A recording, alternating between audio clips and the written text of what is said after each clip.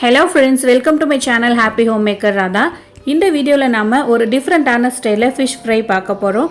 கிட்ஸ்க்குலாம் இது மாதிரி செஞ்சு கொடுத்தா ரொம்பவே பிடிக்கும். கிட்ஸ்க்கு அப்படிங்கறனால நான் நாக்கு மீன் எடுத்துர்க்கேன். ஏன்னா அதிகமா முள் இருக்காது அப்படிங்கறனால வாங்க எப்படி பண்றதுங்கறத பார்க்கலாம்.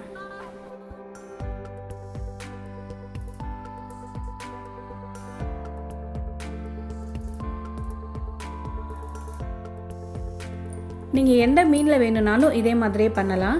First நான் என்ன பண்றேன்னு பாத்தீங்கன்னா இந்த நாக்கு மீன்ல சீக்கிரமா எசன்ஸ் வந்து இறங்காது. சோ பெப்பர் பவுடர் வந்து நான் இது மாதிரி தூவி மேல் பக்கம் தடவி வெச்சுக்கிறேன். ரெண்டு சைடுமே இது மாதிரி தடவிக்கோங்க.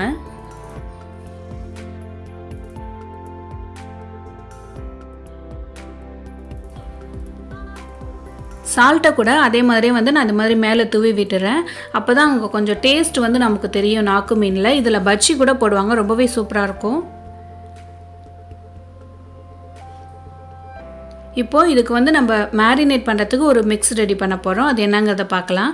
ஒரு 1/2 டேபிள்ஸ்பூன் அளவுக்கு சில்லி சாஸ் எடுத்துக்கோங்க. 1 டேபிள்ஸ்பூன் அளவுக்கு டொமேட்டோ சாஸ் எடுத்துக்கலாம். சில்லி + டொமேட்டோ மிக்ஸ் பண்ண மாதிரி சாஸ் கூட மார்க்கெட்ல கிடைக்குது. அப்படி கிடைச்சது அப்படினா நீங்க அந்த சாஸ் மட்டும் சேர்த்துக்கலாம். ஒரு 1/4 டேபிள்ஸ்பூன் அளவுக்கு சர்க்கரை சேர்த்துக்கோங்க. இஞ்சி பூண்டு பேஸ்ட் ஒரு 1/4 டேபிள்ஸ்பூன் சேர்த்துக்கோங்க. சோயா சாஸ் ஒரு 1/2 டேபிள்ஸ்பூன் சேர்த்துக்கலாம். மஞ்சள் பொடி கொஞ்சமா சேர்த்துக்கோங்க. இப்போ இதெல்லாம் வந்து மிக்ஸ் ஆகணும். அந்த சுகர்லாம் வந்து பாத்தீங்கன்னா நல்லா கரையணும். சோ நல்லா மிக்ஸ் பண்ணிக்கோங்க. நம்ம சாஸா சேர்த்திருக்கோம் அப்படிங்கறனால இதல வந்து தண்ணி சேர்க்க தேவை கிடையாது. இப்போ இந்த ஃபிஷ்ஷை வந்து அந்த மிக்ஸ் வச்சு நம்ம மேரினேட் பண்ணிடலாம்.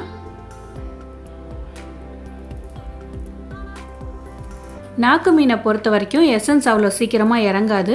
சோ கொஞ்சம் அதிகமாவே நீங்க வந்து இதல மேரினேட் பண்ணிக்கிறது நல்லது.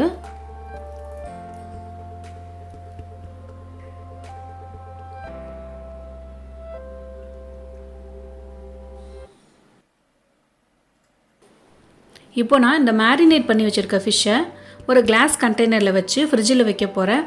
1 hour வரைக்கும் வச்சிருக்கலாம். நீங்க வெளியில வைக்கிறதா இருந்தா 30 minutes வச்சிட்டு குக் பண்ணிடுங்க. ஃப்ரெஷ் ரூம்ல வச்சோம் அப்படினா நமக்கு வந்து அந்த கன்சிஸ்டன்சி மாறாம இருக்கும். ஃப்ரீசர்ல வச்சிட்டீங்கன்னா கொஞ்சம் திக்கா ஐஸ் கியூப்ஸா மாறிடும் அந்த தண்ணி எல்லாம். சோ ஃப்ரெஷ் ரூம்ல வச்சுக்கிறது ரொம்ப பெட்டர்.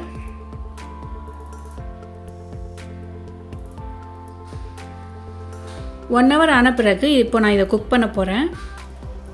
இதுல வந்து பாத்தீங்கன்னா நான் ஆயில் சேர்க்க போறதில்ல.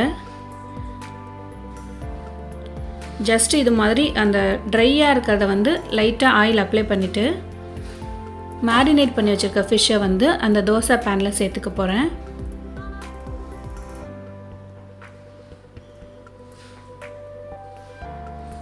இது வந்து ஃப்ரை மாதிரி இருக்காது.